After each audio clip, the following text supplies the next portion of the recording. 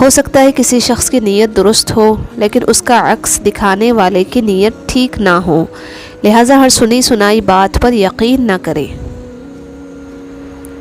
خدا کی جنت چاہتے ہو تو اس کے بندوں کی زندگی جہنم بنانا چھوڑ دو، یہی دین کا خلاصہ ہے۔ تم قطرہ مانگتے ہو، میرا رب دریا عطا کرتا ہے۔ سبحان اللہ۔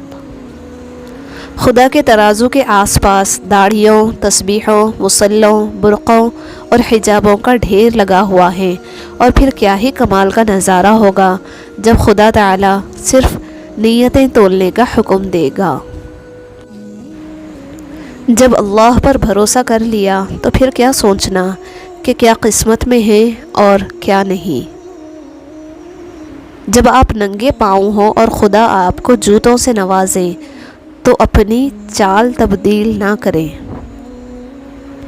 بچہ بڑا ہو کر سمجھ جاتا ہے کہ ابا کی پابندیاں ٹھیک ہی تھیں، اور بندہ مرنے کے بعد سمجھ جائے گا کہ اس کے رب کی پابندیاں ٹھیک تھیں۔ گناہوں میں سب سے بڑا کبیرہ گناہ کسی کا دل دکھانا ہے۔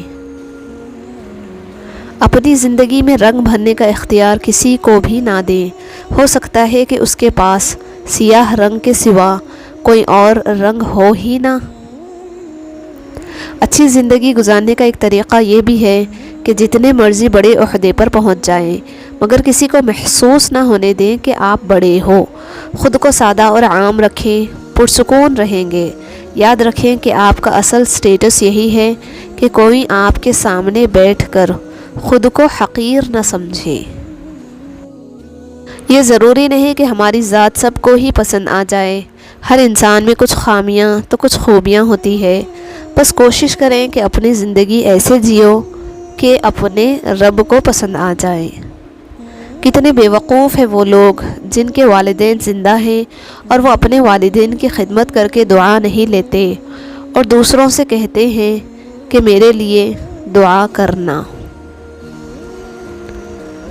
کسی کے صبر کا امتحان نہ لیا کرو، میں نے ایسا کرنے والوں کو اکثر پچھتاتے دیکھا ہے۔ اسلام اتنا خوبصورت مذہب ہے کہ مسکرانے پر بھی آپ کو اجر ملتا ہے، یہاں تک کہ غصے کی حالت میں خاموش رہنے پر بھی۔ جدید دور کے لوگ اپنے موبائل میں ہی قید ہیں، ماحول کی خوبصورتی اور دیگر ذمہ داریوں سے غافل ہیں، اسی لیے تو اس کا نام سیل فون رکھا گیا ہے۔ جس کی جیسی نیت وہ ویسی کہانی رکھتا ہے۔ کوئی پرندوں کے لیے بندوق تو